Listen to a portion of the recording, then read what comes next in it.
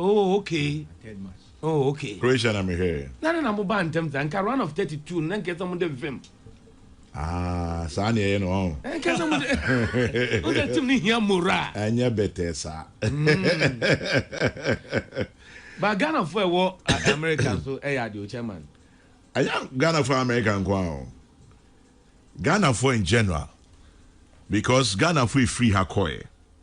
Omo mo fi UK buy, omo mo fi Germany buy. Oh. Omo mo cha But Worldcup is a chairman ka Ghana do because na fe sun bia ba Ghana Anka de kasem. Oh, I'm sorry. You fan kasem. Chairman so unam edwa so. On say bibia be ko ye na e say ma gi ade atuma. Ade ne ye krabehwe. Afi unam dwa so ba bia she Blasters Jesse. So after England, maybe after England match, no, and they decided not love. I managing to more your performance now for young. And the question bet. I didn't know intimate. I don't know. I know.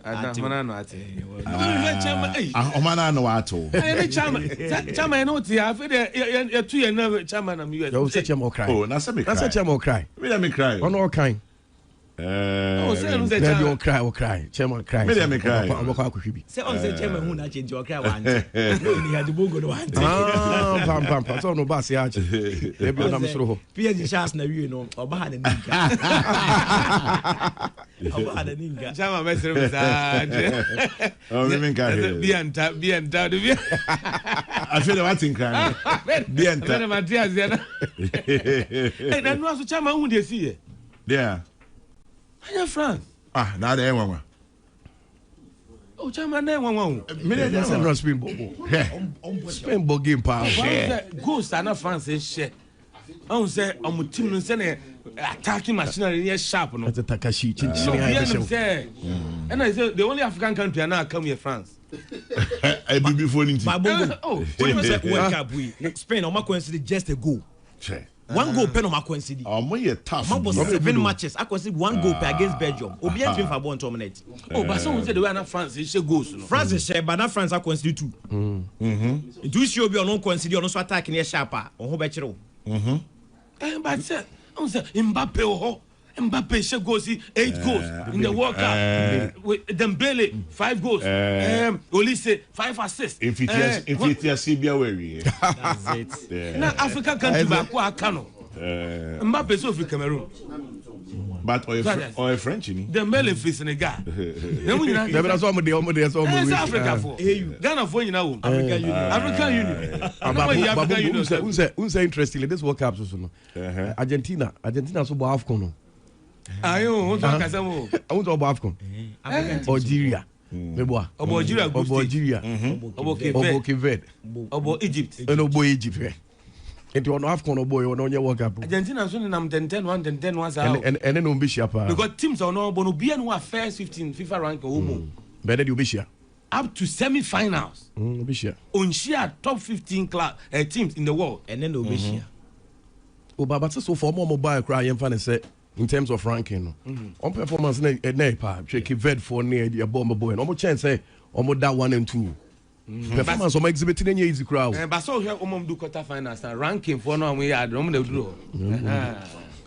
It's in Argentina so very. Oh, Chama, I feel my film. The door, the door.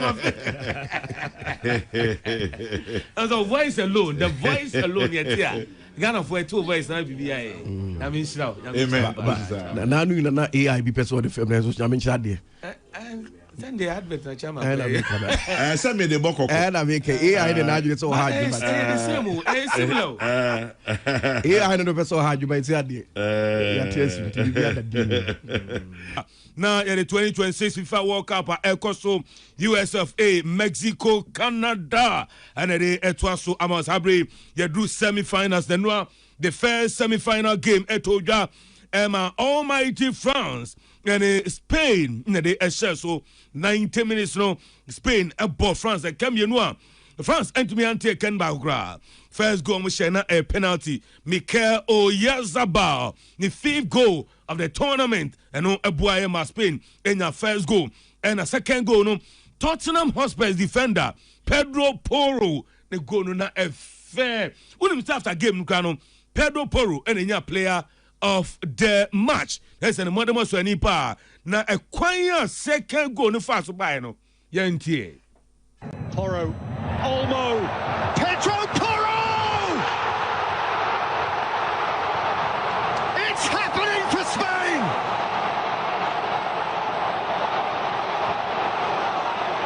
Look at those wild eyes! I mean, Danny Olmo here, we know he's such a clever player. It's a lovely little knockoff. And Porro, we mentioned earlier, he's enjoyed a brilliant tournament. And there seemed little doubt here. Dispatched like a top-class striker. I'll give Danny Olmo the benefit of the doubt. He meant that pass. Porro certainly meant this. And you can't say they don't deserve it, Spain. They've been the better team. All over the pitch. Well, Pedro Porro came to this World Cup without an international goal to his name. Peace FM. Pedro Porro, man of the match. On a second goal. Spain. In Spain. Finals World Cup no France about third place match. The other game at 8 to peace. Yeah, the live going to be done at 7 p.m. The Three Lions of England versus Argentina. We be a tough game per Hurricane versus Lionel Messi. When a winning game no. We share previous meetings are England and Argentina share 14 times. England are winning 6 times. Argentina winning 3 times. And a 5 air drawn game. There's England and Sa Edda Argentina so far previous meeting. Now we know China in the history of the FIFA World Cup, England and Argentina share 5 times. Now 5 times in the World Cup, Musono England and Sa Edda Argentina. So San said 5 times in England are winning 3 times.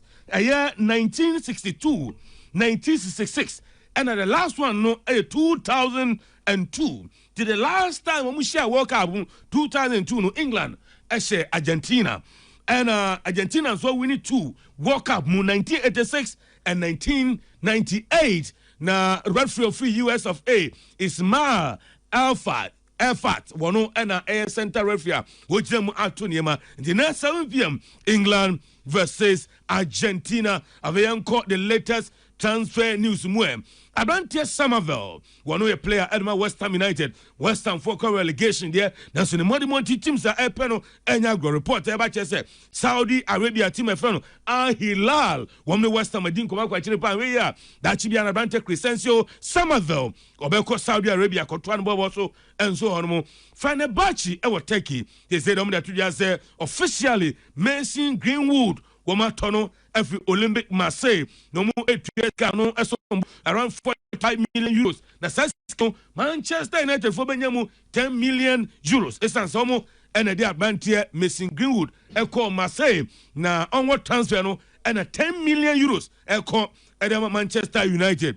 United emwaye day says the United go so sign players. One more Asa Brantia Santos from Chelsea says, yeah, I'm say one more Ato Yuri Tillman from Aston Villa. Abrantia Wakapi said you should share goals. And my Belgium Nyagro, Belgium for captain. One on a nay United for ton and 50 or a few Premier League United a Gianni Champions League United a Gianni Sanse Timno Emu Aye de Palm Leandro Trossard.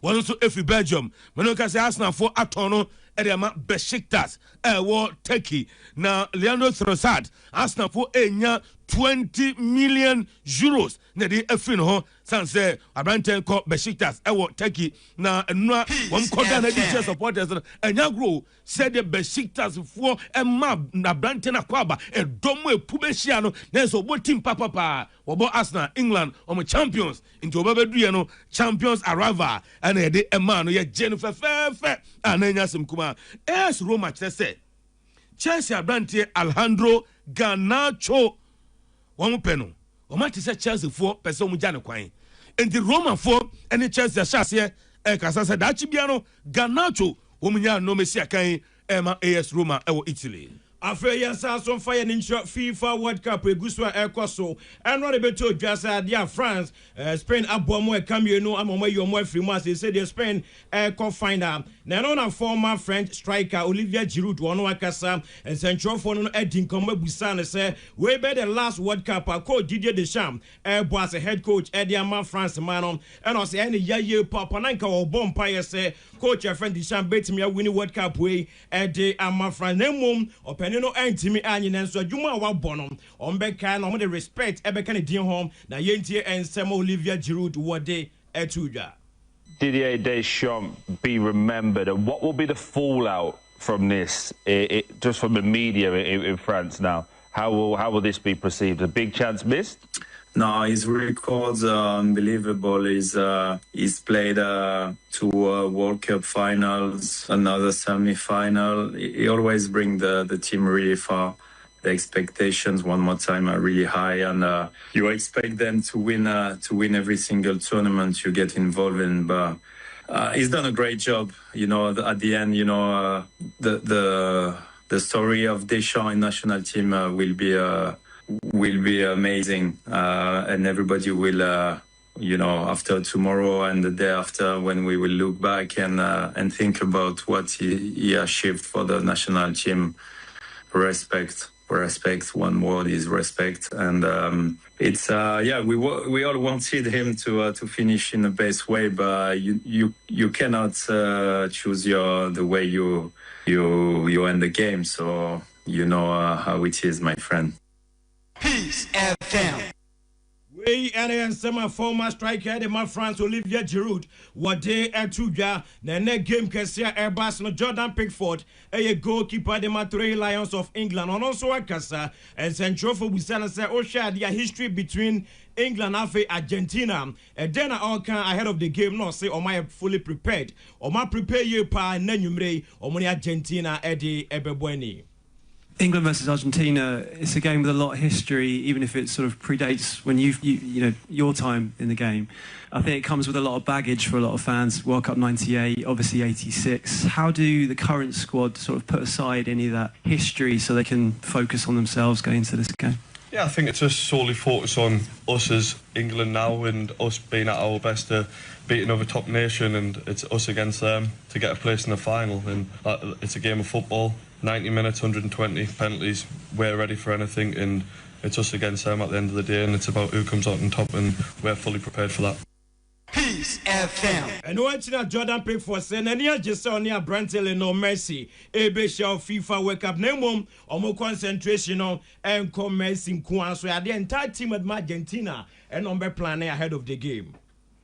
This is the first time England have ever come up against a chap called Lionel Messi. Give us the goalkeeper's perspective on what makes him so dangerous. Yeah, I think he's scored so many goals and he's contributed to so many goals as well over his career, and it's great to be able to finally come up against him for so long and watching him as a kid. And yeah, but we all know how good Messi is, but we also know how good Argentina is, so can't just solely rely on Messi. We've got to focus on the other strengths as well and the other weaknesses we can take advantage of. Peace FM. We and some Jordan Pickford, what they at to your career planning manager Thomas Tuchel, one also exercise a few World Cup aircraft no England Asher 13 goals. They moved 12 from 2 players and Asher Hurricane now for Jude Bellingham. Now so was rather attackers let's say or Muntimi more deal when him was said be a ghost no on betimi Asher Eddie Ama England Bobokuno. Well, the attacking formula is pretty simple. I put Harry and Jude together, and they will do the rest. We need to get better in attacking to also bring other players into position. But of course, they are decisive players. They love the responsibility. They have the quality. They show up in decisive moments. So there's nothing wrong with it. We don't need to be sorry for that these 2 guys play for us and decide the matches for us. It's impressive. They're both top players, found a way to play so efficient with each other. Full credit to them. It's absolutely top tournaments until now. Peace FM. Winnie and some England manager Thomas Tuchel, one on Edia Tuja Central for Sabusana Senumre, second semi-final game on A Tuja, and also we are hungry, no more ready to fight against Argentina and Numere. big rivalry, and it's two big football nations. Like everyone who loves football, everyone who follows the World Cup as a football fan knows about this constellation and knows about what it brings. It's two big football nations. We expect tomorrow an intense match. We expect an emotional match. I expect a match with a lot of momentum swings, and everything else would surprise me. We know why we're here. We know what we want. We were never shy of expecting that from us, of saying it, of dreaming it. We are in the semi-finals. We arrive very hungry in the semi-finals. We want to have the next win. We respect our opponent, but we don't dip in historic events, and we don't make it bigger than it is. It's a big football match. It's, like you said, a big occasion. We are very excited, grateful, but very hungry and ready to go. Peace FM. We and some 3 Lions of England on manager Thomas Tuchel. One also added to the edge the Black Queens of Ghana Egusoe prepare ahead of Adia Wakona Air Basso Morocco. Na Enra Ghana ni la Côte d'Ivoire mano Ebwanyo Fakensi Ebanawina Black Queens Edim Kunim Ekabakwa La Côte d'Ivoire Entime Ante Sharon Sampson 74th minute or to Atena Edema the Black Queens of Ghana Mugusoe prepare Ababe to Jase Nyame Yadoma Saturday Ghana Bebo Nigeria Super Falcons Nina preparation game or Moban San African Cup money there no Etime Efrasio Morocco Edo Honsem Tomanim Ene Anope Ave ko oswafo hwagudie ensem so no munyamfo Kofi Idi Adams minister any central for Edin Komo say after World Cup ye bisa minister say Blasters modern World Cup ohun ni saying na o say oh onu kwa Ghana ko waka na manfo ani enna o so mbeyade enti baby Blasters do ye no wamu ayade na momu Ghana ni Colombia round of 32 no na nko pese Ghana ye she Colombia pa na bra Marvin Sina ye pra no ene na amwa team no. I should say so that they did quite well. Not necessarily my expectation. I expected us to have gone further than we did, but our loss against Colombia, and before the game I had all hopes that we were going to do something great. Unfortunately, we suffered some jolt very early. Our key the defender suffered an injury, Sinaya, and who was a discovery of the tournament, and so it created a leak in that side. And you observe that was the side through which the goal came, and at the time it came, he was down and out. So the subsequent actions that were taken still didn't help us. People thought, oh, maybe the coach should have improved the trust up front and not continue to protect the back, because for them, they feel that at the knockout stage, whether you lose by a goal or two or more, it's still a loss and that you were going home. So why not just try your luck by taking some steps to improve your trust up front? Well, they may be right. They may not also be right, because you don't just do that and also create a leaky back that could result in you even suffering more. But post games, you have all the opportunity to do the analysis that you want to do. I truly wanted us to win that game and would have gone even much further. Unfortunately, Peace FM. And a minister can send Ghana yes Colombia. Kazeni was semi-finals you. Kebesha Switzerland. Can you Argentina? Argentina, Kebesha England was semi-finals. Kadia di young group stage, you know. And no be near the Bayom. Now, I did be cost World Cup is a month one shining swan. Ghana, ye call World Cup 2014. Germany, about 2-2. Your second group game. Germany twice kwaji World Cup no. When so your second match, in England were goalless. England do semi-finals. The man for England ye. Ghana they tanu board draw there. Na say who ya luck be. The England the Gia na say salak no Ghana ekra. Now Kofi Adams and Ebisan say you say World Cup no vim pa the Ghana film no no pa Ebisan minister say no wa recover BBI okay. a competition hoping to win. You don't win, you suffer the usual things that a defeat will bring onto you, but you have to recover because you have many other things ahead of you. And so I would say that, well, we have recovered. We have begun looking at things that we must do moving forward to be able to maintain that level of the sport and also build from the grassroots all the way up. Peace FM.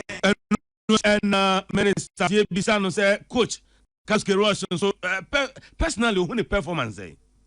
Well, the coach has not resigned. That's very clear. His post didn't say he was resigning. He was just thanking all of us for the kind of support that we gave and thinking that this is the beginning of greater things to happen. Don't forget that the coach had a contract. We had a 4-month contract, and the contract was ending 19th of what? This month. And he did not resign. So that is very clear. He hasn't resigned. He hasn't. Well, from what I know, he has submitted initial report to the FA. That is what is normally the case because the FA should be the first to receive the report through the management. They will look at it, but he will have a comprehensive report that he will submit later.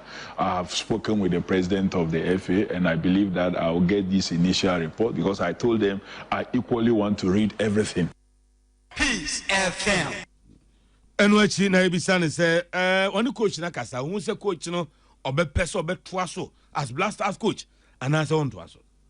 I think I saw somebody and I heard somebody who would love to be with this country and to work for us and to build our national team. So if you ask me, I would not hesitate to answer that he should stay. There are many reasons that supports that. One, continental competition is very key.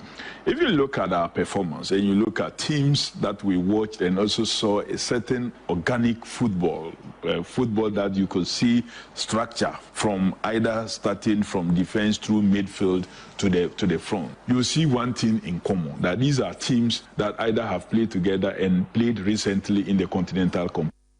Peace FM.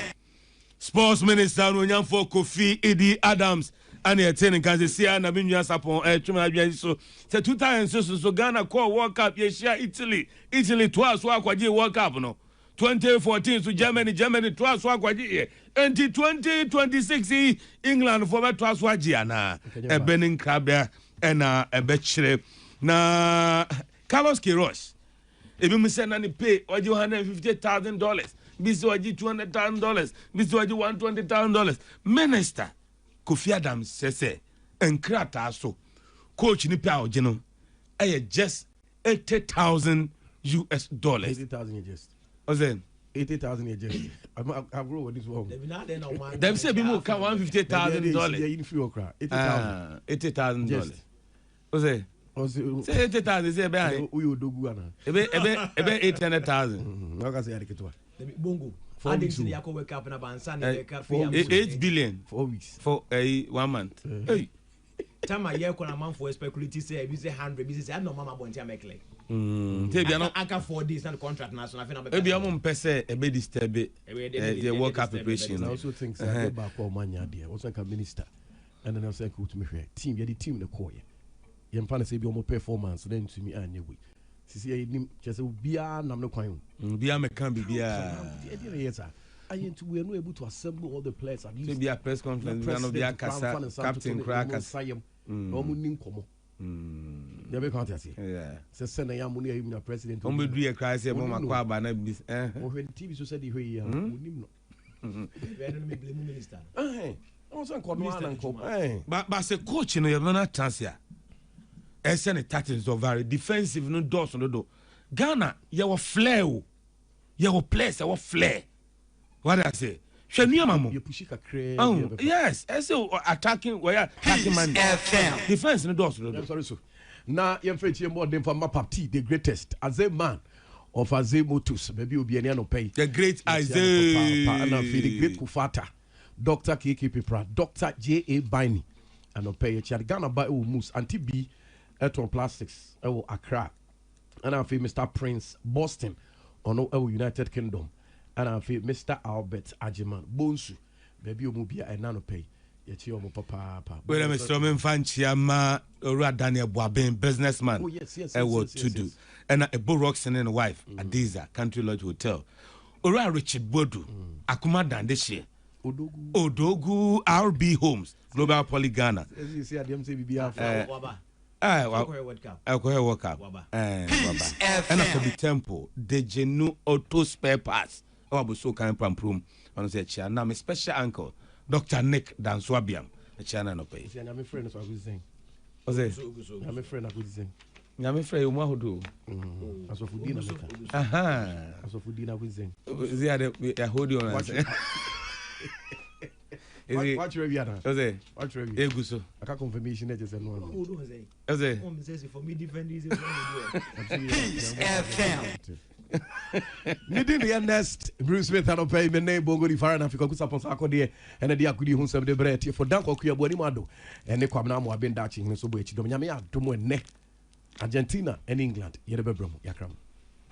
It's obvious. Me without the Soviet Ukraine minimum says what can spread in terms of listenership. This station is number 1. It's obvious. And Peace FM.